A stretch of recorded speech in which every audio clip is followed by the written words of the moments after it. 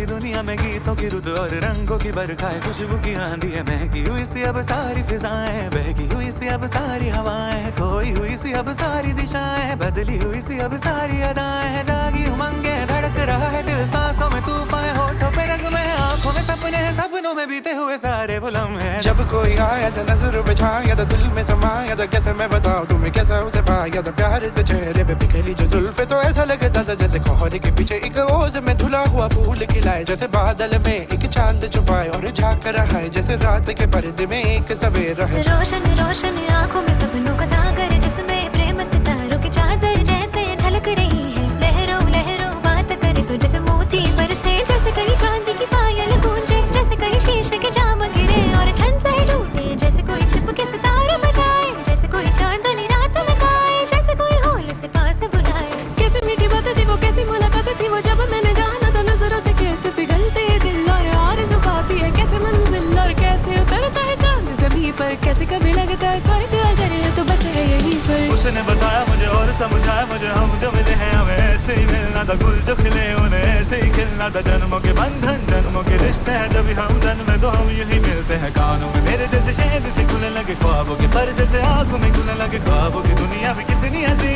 और कैसी रंगी थी ख्वाबों की दुनिया, जो कहने की थी पर कहीं भी नहीं थी। ख्वाब जो टूटे मेरे, आँख जो खुली मेरी, होश जो आया मुझे, मैंने देखा मैंने जाना वो जो कभी आया था, नजरों पे छाया था, दिल में समाया था, जा भी चुका है और